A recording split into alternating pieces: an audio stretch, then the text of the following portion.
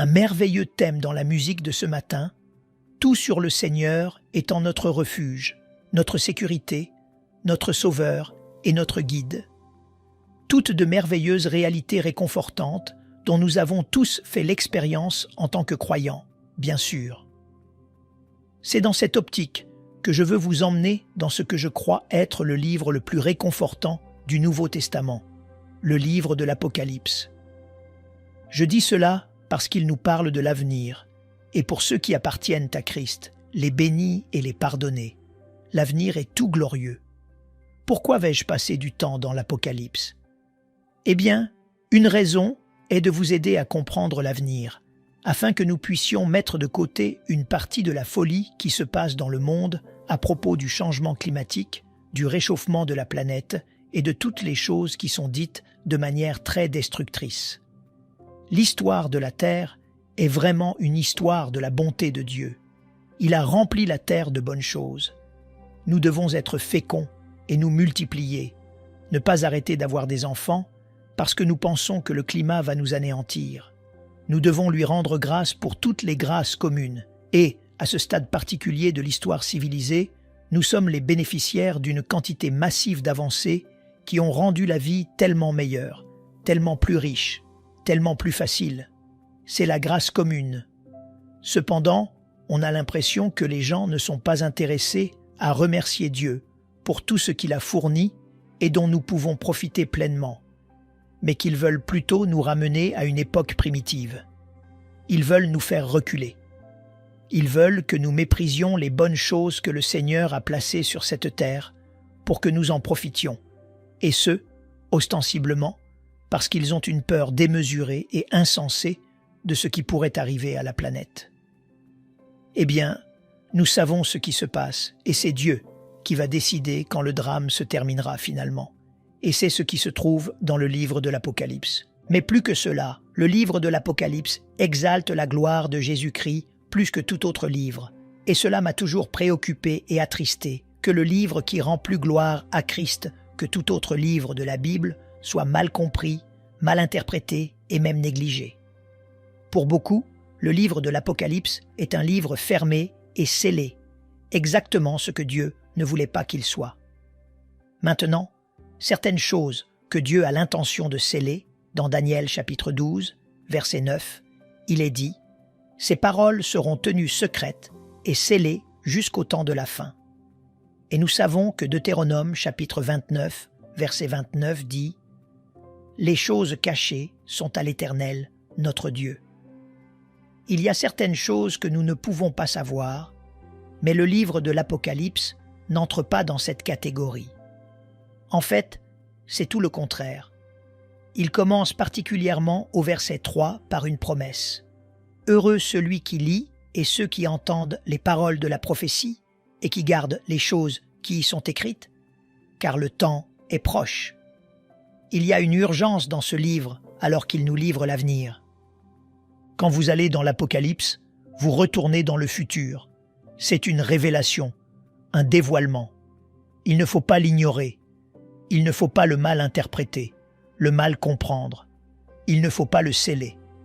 En fait, dans le dernier chapitre de l'Apocalypse, au verset 10, c'est le chapitre 22, il est dit « Ne scelle point les paroles de la prophétie de ce livre, car le temps est proche. » Cela commence au chapitre 1 en disant que le temps est proche. Lisez, entendez et gardez, car le temps est proche. Nous vivons dans l'urgence. Même lorsque ce livre a été écrit, il y avait une urgence. Nous y reviendrons dans quelques minutes. C'est le seul livre de la Bible avec une bénédiction d'ouverture et de fermeture sur le lecteur. Qui ne voudrait pas entrer dans cette bénédiction de Dieu?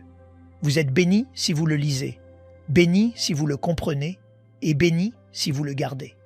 Pourquoi l'éviteriez-vous? L'ignoreriez-vous? Mais en fait, il peut devenir à la mode d'ignorer ce livre incroyable. C'est le dernier livre de la bibliothèque divine. C'est le dernier livre inspiré par le Saint-Esprit à la toute fin du 1er siècle. C'est la dernière parole de Dieu. Dans la Genèse, vous avez le commencement du ciel et de la terre. Dans l'Apocalypse, vous avez la consommation du ciel et de la terre. Dans la Genèse, l'entrée du péché et de la malédiction nous a été donnée. Dans l'Apocalypse, c'est la fin du péché et de la malédiction. Dans la Genèse, c'était l'aube de Satan et de ses activités. Dans l'Apocalypse, c'est la condamnation de Satan et de ses activités. Dans la Genèse, l'arbre de vie a été abandonné. Dans l'Apocalypse, l'arbre de vie est retrouvé. Dans la Genèse, la mort entre. Dans l'Apocalypse, la mort sort. Dans la Genèse, la tristesse commence. Dans l'Apocalypse, la tristesse est bannie. Dans la Genèse, le paradis a été perdu. Dans l'Apocalypse, le paradis est retrouvé. Mais surtout, dans la Genèse, le Sauveur a été promis, et dans l'Apocalypse, le Sauveur est prééminent. Je veux donc que nous examinions ce matin les versets d'ouverture, les versets 1 à 8. Cela donne le ton pour le reste de ce merveilleux livre, puis nous regarderons un peu plus en détail le chapitre 1 la prochaine fois. Permettez-moi de lire les versets 1 à 8. Révélation de Jésus-Christ que Dieu lui a donnée pour montrer à ses serviteurs les choses qui doivent arriver bientôt et qu'il a fait connaître par l'envoi de son ange à son serviteur Jean, lequel a attesté la parole de Dieu et le témoignage de Jésus-Christ, tout ce qu'il a vu. Heureux celui qui lit et ceux qui entendent les paroles de la prophétie et qui gardent les choses qui y sont écrites, car le temps est proche. Jean aux 7 églises qui sont en Asie. Que la grâce et la paix vous soient données de la part de celui qui est, qui était et qui vient, et de la part des 7 esprits qui sont devant son trône, et de la part de Jésus-Christ, le témoin fidèle, le premier-né des morts et le prince des rois de la terre. À celui qui nous aime, qui nous a délivrés de nos péchés par son sang, et qui a fait de nous un royaume, des sacrificateurs pour Dieu son Père, à lui soit la gloire et la puissance au siècle des siècles. Amen. Voici, il vient avec les nuées, et tout œil le verra, même ceux qui l'ont percé, et toutes les tribus de la terre se lamenteront à cause de lui. Oui, Amen. Je suis l'alpha et l'oméga, dit le Seigneur Dieu, celui qui est, qui était et qui vient, le Tout-Puissant. Maintenant, en commençant par le premier verset, nous allons simplement examiner certains des éléments fondamentaux. Tout d'abord, la nature de ce livre est indiquée dans le mot « révélation », Apocalypse. C'est un dévoilement, une révélation. C'est retirer la couverture, c'est nous dire des choses qui n'ont jamais été dites auparavant. C'est une révélation. Certaines personnes supposent que le livre de l'Apocalypse est censé cacher des choses. C'est le contraire. C'est une divulgation complète et un dévoilement, une révélation. Le thème, immédiatement, la révélation de Jésus-Christ. C'est un livre sur Jésus-Christ. C'est le Christ dévoilé, le Christ découvert, le Christ manifesté dans la gloire de la seconde venue. Nous l'avons vu dans son humanité, sa gloire voilée lorsqu'il a marché sur la terre, et ici vous voyez sa pleine gloire dévoilée, découverte, exposée. Il est le thème central de ce livre. Sa source divine, que Dieu lui a donnée. Cela vient du ciel, bien sûr. C'est une révélation, cela vient du ciel. Seul Dieu connaît l'avenir. Seul Dieu sait ce qui va se passer. Seul Dieu ordonne ce qui va se passer. Et Dieu nous a donné ce livre pour nous dire l'avenir. Mais plus important encore, Dieu a mis ce livre entre nos mains pour nous montrer la gloire de Christ. Parce que Christ s'est humilié, Dieu l'a exalté et lui a donné un nom au-dessus de tout nom, afin qu'au nom de Jésus tout genou fléchisse, et un jour le monde le fera. Mais en attendant, quand vous entrez dans le livre de l'Apocalypse, vous vous inclinerez devant sa gloire. Ses destinataires spécifiques sont identifiés comme étant ses serviteurs, les croyants. C'est un livre pour les chrétiens, pour les croyants, ceux qui sont sous le Maître, le Seigneur Jésus-Christ. Ainsi, voici la révélation divine sur Christ de la part de Dieu à nous, et son caractère prophétique vient ensuite. C'est une révélation des choses qui doivent arriver bientôt. C'est une prédiction future, se concentrant sur le retour de Christ dans la gloire et tous les événements, éléments et circonstances qui l'accompagnent. Nous sommes donc en voyage vers l'avenir pour voir des choses choquantes, troublantes, passionnantes, joyeuses, douloureuses, lamentables, dérangeantes, encourageantes, dévastatrices et bénies. Mais c'est un livre d'espoir, c'est avant tout un livre d'espoir. C'est un livre de réconfort pour le peuple de Dieu. C'est pour cela qu'il a été révélé, pour nous donner l'histoire de l'avenir, afin que nous sachions que Dieu a déjà déterminé la fin de toutes choses et que nous nous reposions dans cette vérité glorieuse. Maintenant, il y a un mot dans le verset 1 que je voudrais juste vous mentionner.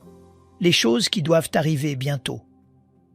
Quand Jean a écrit ceci, c'était vers l'an 90 après Jésus-Christ au 1er siècle. Il ne semble pas que 2000 ans plus tard, ce mot « bientôt » ait beaucoup de sens. C'est le mot « takos » en grec, et il peut signifier dans un bref délai, il peut signifier rapidement, et il est souvent traduit de cette façon. De nombreuses fois, dans la nouvelle version américaine standard, il fait référence à la rapidité d'exécution. C'est une racine de base pour le mot tachymètre, qui mesure la vitesse et la vélocité. Il y a donc dans ce sens, il y a une rapidité dans ce livre, il y a une vitesse dans ce livre.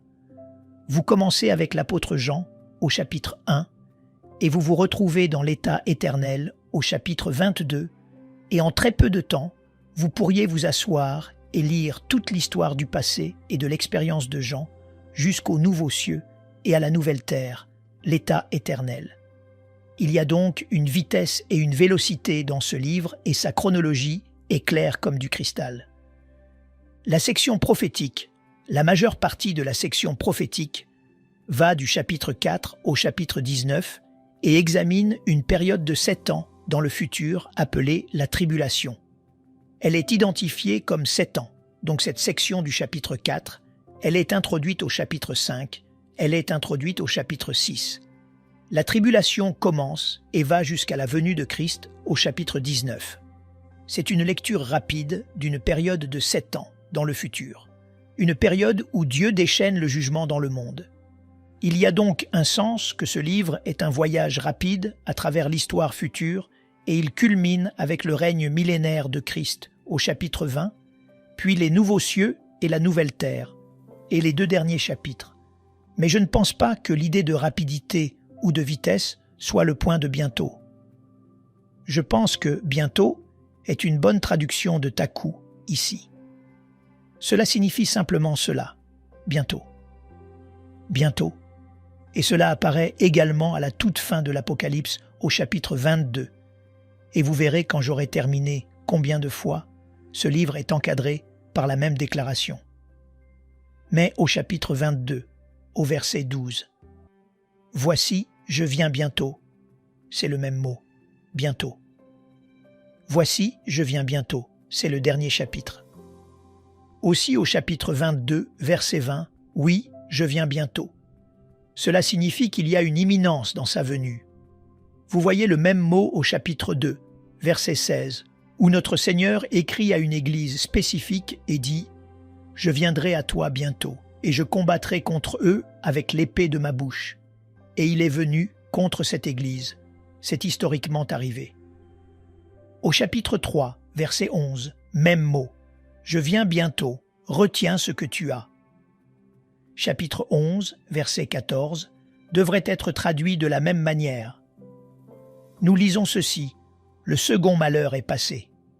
Voici, le troisième malheur vient bientôt. Et dans le cas des églises, le Seigneur est venu bientôt. Et dans le cas de ce malheur, il est venu bientôt.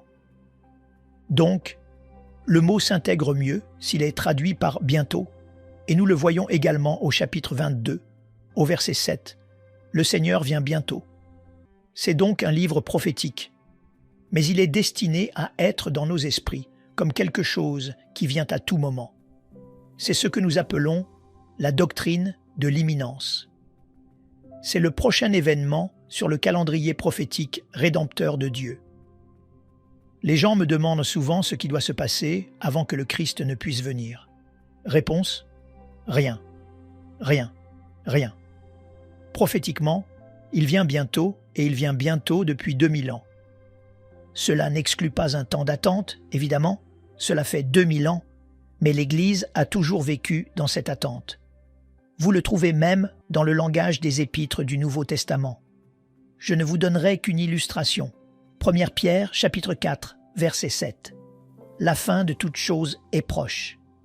C'était il y a 2000 ans, mais évidemment, Dieu n'est lié à aucun calendrier. Et 2 Pierre, chapitre 3, verset 8, dit qu'un jour est comme 1000 ans pour le Seigneur, et 1000 ans comme un jour. Le Dieu éternel ne tient pas de calendrier ou d'horloge. Donc, pour l'Église, depuis la rédaction du Nouveau Testament, nous sommes avertis qu'il vient bientôt et que c'est le prochain événement dans le plan prophétique de Dieu. Dans Luc chapitre 12, juste pour renforcer cela, à partir des paroles de notre Seigneur, verset 35, il dit ceci: « Que vos reins soient sains et vos lampes allumées. Et vous, soyez semblables à des hommes qui attendent que leur maître revienne des noces, afin que lorsqu'il arrivera et frappera, ils lui ouvrent aussitôt. Heureux ces serviteurs que le maître, à son arrivée, trouvera veillant. Je vous le dis en vérité, il se scindra, les fera mettre à table, et s'approchera pour les servir. Qu'il arrive à la 2e ou à la 3e veille, heureux ces serviteurs s'il les trouve veillants. Sachez-le bien, si le maître de la maison savait à quelle heure le voleur doit venir, il veillerait et ne laisserait pas percer sa maison. Vous aussi, tenez-vous prêts, car le Fils de l'homme viendra à l'heure où vous n'y penserez pas. » C'est l'essence de l'imminence. C'est imminent, cela arrivera bientôt, nous ne savons pas quand, ce qui est alors l'appel à l'Église, et l'a été pendant 2000 ans, d'être prêt à tout moment. Donc, la nature de ce livre est la révélation divine. Le thème central est Christ. La source est Dieu lui-même qui a donné cette révélation. Les destinataires spécifiques sont les croyants, les esclaves de Christ. Et le caractère prophétique est qu'il nous emmène dans le futur jusqu'à la consommation du plan rédempteur de Dieu pour ce monde et cet univers. Maintenant, il avait aussi une livraison surnaturelle. Revenons au verset 1. Il a été communiqué par son ange. Et ceci est également répété à la fin du chapitre 6, chapitre 22, au verset 16. « Moi, Jésus, j'ai envoyé mon ange pour vous attester ces choses dans les églises. » C'est le seul livre du Nouveau Testament qui a essentiellement été transmis de Dieu à Jean, pour nous par un ange. Nous nous souvenons d'Actes chapitre 7 et de Galates chapitre 3, que la loi de l'Ancien Testament a été donnée, transmise par des anges. C'est le seul livre du Nouveau Testament qui a cette distinction. C'est un livre plein de ministères angéliques. Dieu lâche des êtres angéliques dans l'histoire qui est écrite ici. En fait, il y a des anges dans presque tous les chapitres. Je pense qu'il n'y a pas d'anges il y a des messagers, qui sont des messagers humains dans les chapitres 2 et 3, mais à partir du chapitre 4, je pense qu'il n'y a peut-être que 3 chapitres qui ne mentionnent pas d'anges. 67 fois, les anges sont mentionnés. Nous allons donc nous familiariser de près avec l'opération des anges dans le futur. Et puis il y avait l'agent humain qui a reçu la communication de Dieu par un ange, et c'est son esclave Jean. Jean l'apôtre, du trio familier Pierre, Jacques et Jean. Maintenant, il a reçu cette révélation et l'a écrite 60 ans après la mort du Christ, à la fin du 1er siècle. Au moment où il l'a reçue, il était en exil sur une île appelée Patmos, dans la Méditerranée. J'y suis allé plusieurs fois, un endroit incroyable, rocheux, pierreux. Il était probablement adolescent, peut-être à la fin de l'adolescence, quand le Christ a été crucifié. Il a maintenant dans les 80 ans. Il était avec le Christ pendant ses souffrances la première fois qu'il est venu, et maintenant, il a la joie d'enregistrer sa gloire. Le verset 2 dit que c'est lui, Jean, qui a attesté la parole de Dieu, la révélation de Dieu et le témoignage de Jésus-Christ. La même chose, la parole de Dieu et le témoignage de Jésus-Christ, tous deux faisant référence à la révélation surnaturelle, même à tout ce qu'il a vu. Et la chose fascinante à propos de ce livre, c'est que lorsque vous regardez d'autres livres de la Bible, ils sont essentiellement la révélation de paroles, C'est une série de révélations en images. Nous en avons quelques-unes dans l'Ancien Testament. Nous avons quelques visions, mais c'est un livre qui en est chargé. Il y a des paroles qui sont révélées, bien sûr, dans ce livre, en particulier dans les chapitres 2 et 3, mais c'est principalement ce que Jean voit qu'il écrit. Donc, cela vous donne une idée du livre. C'est une vérité qui n'a jamais été connue auparavant. Jean la découvre parce que Dieu la lui a donnée par un ange. Et quel est l'avantage de cela pour nous? Verset 3. Heureux celui qui lit, qui entend et qui garde tout ce qui y est écrit. Encore une fois, je souligne simplement qu'il est inexcusable d'ignorer ce livre. Ce n'est pas difficile. C'est l'une des chronologies les plus simples de tous les livres bibliques à suivre.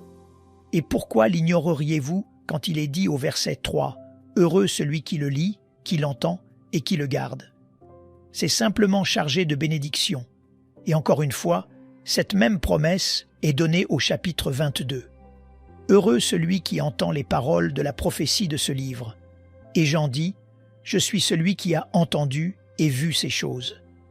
Vous êtes bénis si vous comprenez ce livre. Vous êtes bénis de manière tout simplement incroyable. Vous n'avez aucune crainte de l'avenir, c'est une bénédiction. Il y a 7 bénédictions dans ce livre. Chapitre 1. Heureux celui qui lit les paroles de cette prophétie. Chapitre 14. Heureux dès à présent les morts qui meurent dans le Seigneur. C'est le chapitre 14. Chapitre 16. Heureux celui qui veille et qui garde ses vêtements, afin qu'il ne marche pas nu et qu'on ne voit pas sa honte. C'est quand le Christ reviendra. Au chapitre 19. Heureux ceux qui sont appelés au festin des noces de l'agneau. Au chapitre 20. Heureux et saints ceux qui ont part à la première résurrection. Au chapitre 22.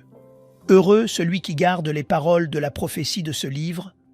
Et encore au chapitre 22. Heureux ceux qui lavent leurs robes afin d'avoir droit à l'arbre de vie et d'entrer par les portes dans la ville. Lisez, entendez, gardez, tout au présent. Ce livre est céleste, il est angélique, il est élevé avec des visions du ciel. En même temps, il est conçu pour être compris afin qu'il puisse encourager et bénir les chrétiens souffrants, persécutés, en lutte, patients et pleins d'espoir avec le triomphe glorieux qui arrive bientôt et qui durera éternellement.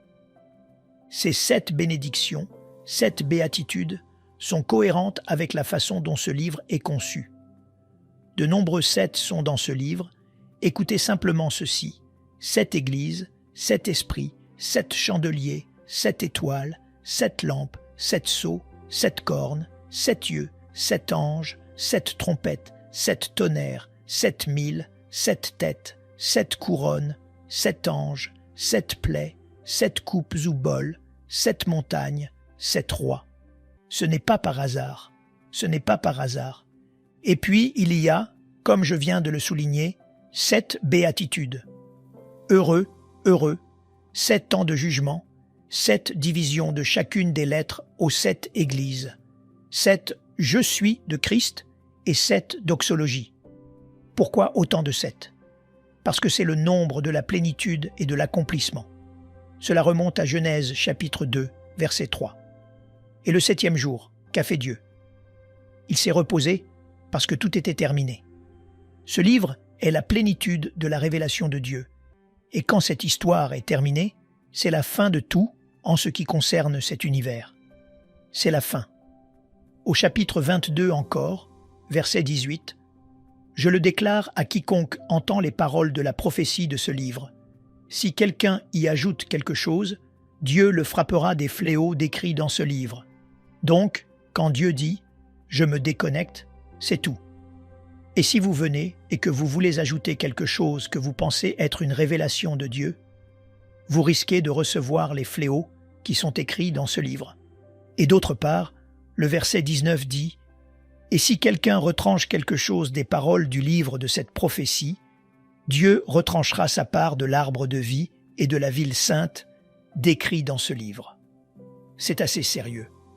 Vous ne pouvez rien ajouter ni rien retrancher. C'est la plénitude de la révélation divine de Dieu. Dieu se déconnecte à ce stade. Et puis une dernière note sur le verset 3, c'est que le temps est proche. Le temps est proche. Le temps dans le sens d'époque. C'est proche et cela le dit au chapitre 22, comme je viens de vous le souligner. Le temps est proche. Nous devons vivre à la lumière du fait que le temps est proche, qu'il vient bientôt et que cela peut ne pas vous sembler proche. Mais comme je l'ai dit, un jour est comme 1000 ans pour le Seigneur, et 1000 ans comme un jour. Le retard sera long. Luc, chapitre 18, dit essentiellement que le retard sera si long que les gens commenceront à croire qu'il ne vient pas. En fait, nous trouvons dans Pierre que les moqueurs diront « Où est la promesse de son avènement ?» Ils se moqueront des croyants parce qu'il n'est pas venu. Mais il vient bientôt, c'est proche et c'est le prochain événement. On me demande fréquemment « Pensez-vous que la venue du Seigneur est proche ?» Oui, plus proche que jamais, bien sûr. Cela a toujours été le prochain événement, et cela a toujours été bientôt, et cela a toujours été proche dans la perspective d'atemporalité de Dieu. Mais c'est plus proche que jamais. Et puis, dans les versets 4 à 6, il y a une étonnante affirmation divine. Une affirmation divine. Regardez le verset 4. Jean aux 7 églises qui sont en Asie. Maintenant, 7 lettres. Vous savez que les lettres du Nouveau Testament étaient parfois envoyées aux églises. Les lettres de Paul étaient envoyées aux églises. Les lettres de Pierre étaient envoyées aux églises. Les lettres de Jude et de Jean étaient envoyées aux églises. Certaines des lettres de Paul étaient envoyées à des individus. Philémon, 1 Timothée, 2 Timothée, Tite. Celle-ci n'est pas différente, sauf qu'elle n'est pas envoyée à une seule église. Elle est envoyée à 7 églises en Asie, l'Asie mineure qui est la Turquie moderne. Il y avait 7 églises et elles sont énumérées au verset 11. Il y avait 7 églises à Éphèse, Smyrne, Pergame, Thyatire, Sardes, Philadelphie et Laodicée. C'est la route postale en Asie mineure. C'est la route postale. Donc, quand Jean a reçu et écrit l'Apocalypse, et comme nous le verrons, il l'a écrite, le Seigneur lui a ordonné de le faire au verset 19. Quand il a écrit la révélation telle qu'elle lui est parvenue, il a dû en faire 6 copies. Puis, elle a été emportée par des messagers à chacune de ces églises, le long de la route postale, et une des copies a été déposée à chaque église. C'est à elle qu'elle est adressée. Et puis vient une salutation très familière. Que la grâce et la paix vous soient données. Que la grâce et la paix vous soient données. J'ai emprunté cela au cas où vous ne le saviez pas. Que la grâce vous soit donnée. Salutation standard qui capture la richesse de notre foi chrétienne. La grâce et la paix constante. Mais voici une affirmation de ce livre par la Trinité, et Dieu bien sûr, et Christ et le Saint-Esprit sont la source de la grâce et de la paix. Donc, la salutation aux églises est « Voici la révélation, et avec elle, la grâce et la paix de la part de celui qui est, qui était et qui vient, le Dieu éternel qui est, qui était et qui vient. » Ce titre est utilisé pour faire référence à Dieu. Les 2 derniers disparaissent, la partie « qui vient », parce que quand il parle de lui, il est déjà venu. Il y a donc une affirmation de Dieu. Le Dieu éternel dit que ce livre, je le valide. Et de la part des 7 esprits qui sont devant son trône, le Saint-Esprit aux 7 facettes. C'est emprunté à Ésaïe chapitre 11, verset 2, où vous avez 7 caractéristiques distinctives du Saint-Esprit, le Saint-Esprit dans toute sa plénitude. Et encore une fois, c'est un autre 7. La validation de ce livre vient donc de Dieu le Père et elle vient du Saint-Esprit. Et puis nous lisons au verset 5, de la part de Jésus-Christ. Dieu le Père et Dieu l'Esprit nous envoient la grâce et la paix et la validation de cette révélation divine. Puis Jean passe à Jésus-Christ, celui qui est le thème du livre. Et avec cela, il se lance dans une description magnifique du Seigneur Jésus-Christ. Une description glorieuse. Le témoin fidèle, le premier-né d'entre les morts, le prince des rois de la terre. à celui qui nous aime, qui nous a délivrés de nos péchés par son sang, et qui a fait de nous un royaume, des sacrificateurs pour Dieu son Père. À lui soit la gloire et la puissance, au siècle des siècles. Il énumère toutes ces caractéristiques magnifiques de Christ. Maintenant, le livre entier est une série de visions de Christ envoyées à cet apôtre persécuté et découragé qui est en exil. C'est un prisonnier sur un tas de roches et c'est un prisonnier à cause de sa prédication de l'Évangile. Ce n'est pas seulement de la part de Jésus-Christ. Jean fait alors volte-face. C'est à son sujet. Le témoin fidèle, le premier-né d'entre les morts, le prince des rois de la terre. Celui qui nous aime, qui nous a rachetés de nos péchés par son sang, et qui a fait de nous un royaume, des sacrificateurs pour Dieu son Père. À lui soit la gloire et la puissance, au siècle des siècles. Amen. Il y a un certain nombre de passages qui concernent notre Seigneur Jésus-Christ en dehors des évangiles. Ésaïe, chapitre 53, montre sa souffrance et son sacrifice. Matthieu, chapitre 17, montre sa splendeur. Philippiens, chapitre 2, montre sa soumission. Colossiens, chapitre 1, montre sa souveraineté. Hébreux, chapitre 1, montre sa supériorité. Mais de tous les chapitres, aucun ne présente une révélation plus glorieuse et surpassant celle du Seigneur Jésus-Christ que l'Apocalypse, chapitre 1. Et il y a 3 titres qui lui sont donnés. Premièrement, le témoin fidèle. Ésaïe, chapitre 55, verset 4, a prophétisé le Messie comme un témoin pour les peuples et un témoin de la vérité. Écoutez Jean, chapitre 18, verset 37. Jésus a dit ceci: « Je suis né et je suis venu dans le monde pour rendre témoignage à la vérité. » Le mot témoin est martis, qui a exactement ce que vous avez entendu en moi disant les connotations grecques du martyr. Ceux qui étaient des témoins fidèles finissaient très souvent morts. Et bien que le Christ ne soit pas mort comme un simple martyr, il a certainement été martyrisé pour avoir dit la vérité. Il était un témoin de la vérité de Dieu et il était un témoin jusqu'à la mort. Dans le prétoire de Pilate, il n'a pas reculé devant la vérité. Il n'a pas nié qu'il était le Fils de Dieu. Il a affirmé la vérité. Il a toujours affirmé la vérité, quel qu'en soit le coût. Il ne pouvait pas nier la vérité, quel qu'en soit le prix, parce qu'il était fidèle comme témoin jusqu'à la mort. Et Jean ne fait pas seulement référence à sa fidélité en tant que témoin jusqu'à sa mort, mais aussi à sa résurrection. Il est le premier-né d'entre les morts. De tous ceux qui sont morts, il est le premier en rang, en suprématie et en prééminence. C'est ce que signifie premier-né. Il était le Fils qui était l'héritier de l'héritage. Étant mort pour la vérité dont il a témoigné si fidèlement, il est alors ressuscité d'entre les morts. Et de tous ceux qui sont morts et ressusciteront, il est le premier en rang, en suprématie et en prééminence. Il est le prééminent, exalté à une position au-dessus de toutes les autres positions. Devant lui, tout genou fléchira. Psaume chapitre 89, verset 27. Je ferai de lui mon premier-né, le plus élevé des rois de la terre. Le livre est l'histoire de cet événement. C'est l'histoire du Christ prenant sa place en tant que roi. C'est le livre de l'Apocalypse. Et le 3e titre qu'il lui donne est le prince des rois de la terre. Il n'y a personne de plus élevé que lui. Chapitre 19 de l'Apocalypse, verset 16. Il est le roi des rois et le seigneur des seigneurs. Daniel chapitre 4. Il est appelé le roi des cieux. Matthieu chapitre 2. Il est le roi des Juifs. Jean chapitre 1.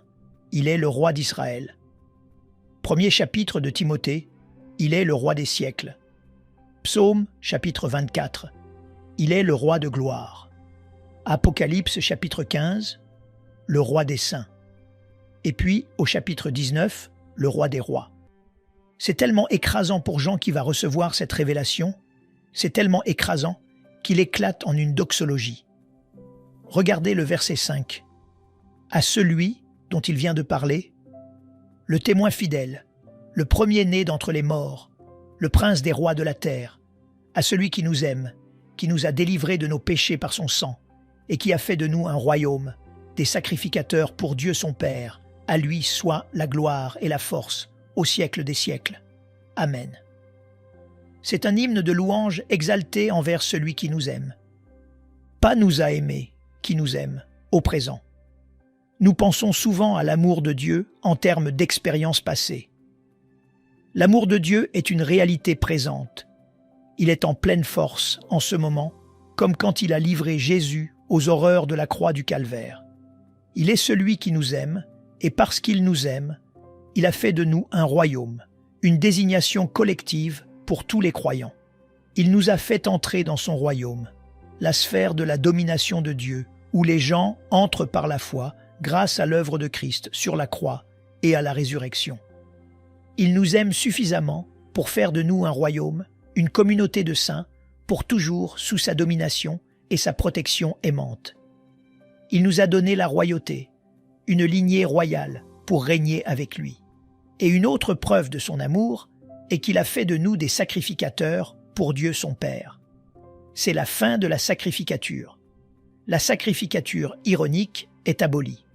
Nous sommes tous sacrificateurs. Nous n'avons pas besoin de sacrificateurs pour se tenir entre nous et Dieu. Il a fait de nous des sacrificateurs pour Dieu son Père. Nous avons un accès constant à la présence de Dieu. C'est quelque chose qui était inconnu sous l'ancienne alliance. Quelle chose étonnante à contempler. Ce suprême nous aime tellement qu'il nous a délivrés de nos péchés par son sang. Cela regarde sa croix, et qu'il a fait de nous des sujets dans son royaume pour régner avec lui. Et il nous a donné, en tant que sacrificateurs, un plein accès au Dieu et Père. Nous pouvons venir avec hardiesse à son trône. Pas étonnant que Jean termine par « À lui soit la gloire et la force au siècle des siècles. Amen ». Pour comprendre la plénitude de tout cela, vous devez comprendre le livre de l'Apocalypse, car il développe toutes ces gloires étonnantes. Ayant dit tout cela, il y a une réitération dans les versets 7 et 8 du thème de ce livre. « Voici, il vient avec les nuées, et tout œil le verra, même ceux qui l'ont percé. » C'est ce qui est dit. Tout œil le verra. Tout œil. C'est cohérent avec l'enseignement de notre Seigneur dans Matthieu chapitres 24 et 25. Il vient avec les nuées. Il est parti avec les nuées. Actes chapitre 1. Il revient avec les nuées de la même manière. Tout œil le verra. Tout œil. Même ceux qui l'ont percé, c'est-à-dire les Juifs. Ce sont les Juifs qui l'ont percé, pas les soldats romains, mais les Juifs. Ce sont les Juifs qui ont été ses crucificateurs, selon Jean chapitre 19, verset 37. Mais les Juifs le verront.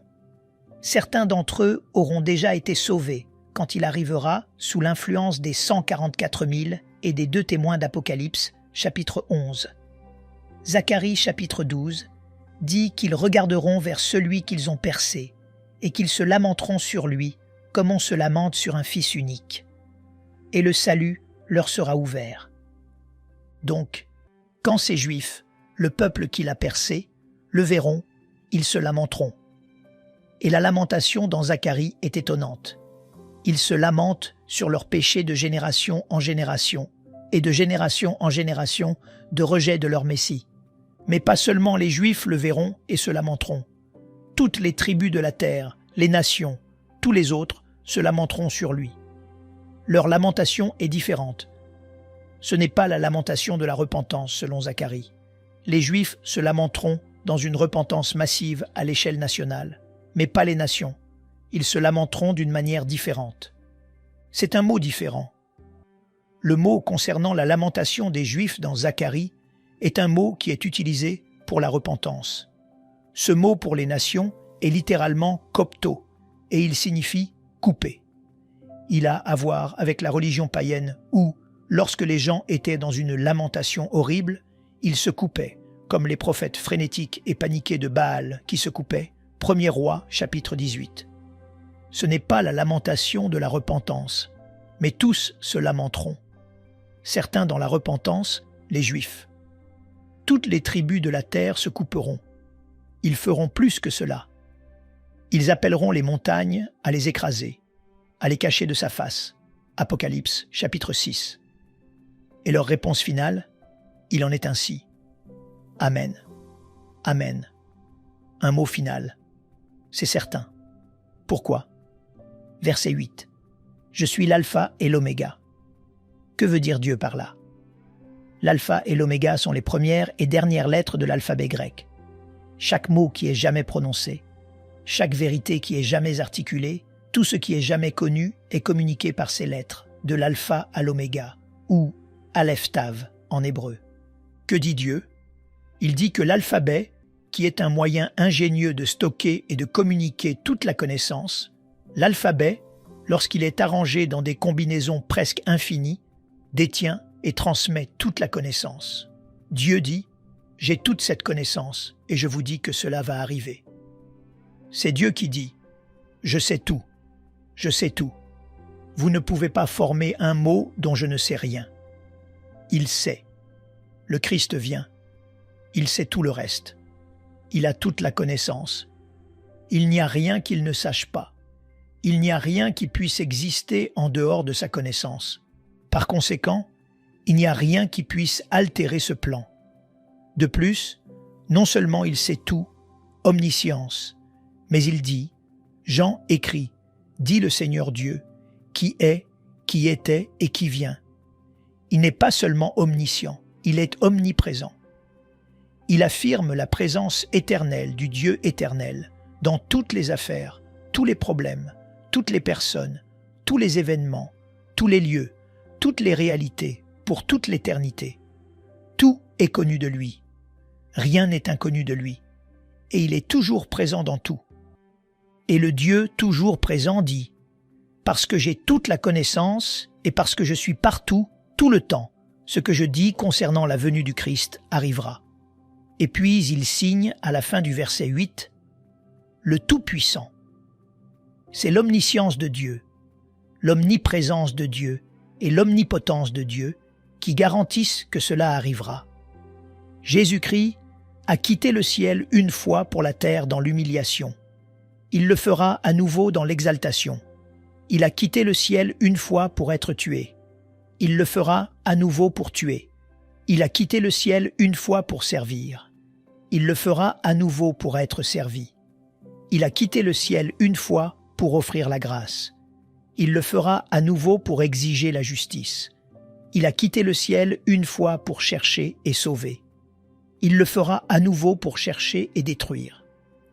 Ce livre nous donnera l'histoire validée par la Trinité et par l'omniscience, l'omniprésence et la toute-puissance de notre Dieu. C'est l'histoire du futur. Père, nous sommes tellement privilégiés et tellement bénis de recevoir une révélation si étonnante. Nous sommes sans excuse si nous ne chérissons pas chaque partie de celle-ci et ne trouvons pas dans cette bénédiction, au-delà de la bénédiction, au-delà de la bénédiction.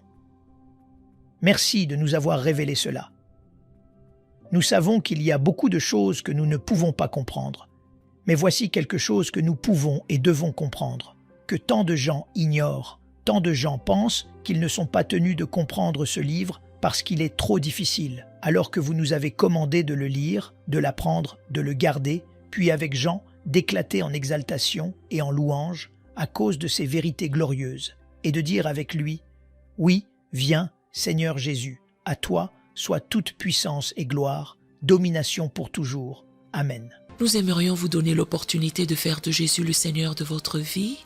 Voulez-vous bien prier avec moi? Dites Seigneur Jésus, je me repens de mes péchés. Viens dans mon cœur.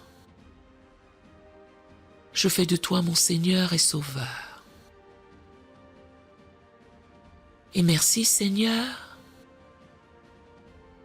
pour le baptême du Saint-Esprit en moi. Dans le nom de Jésus. Parce cette simple prière, nous croyons que le Saint-Esprit vous conduit sur le chemin de la nouvelle naissance. Allez dans une bonne église dont le fondement est la parole de Dieu, passez par les eaux du baptême et donnez à Dieu la première place. Nous espérons de tout cœur que ce message vous encouragera.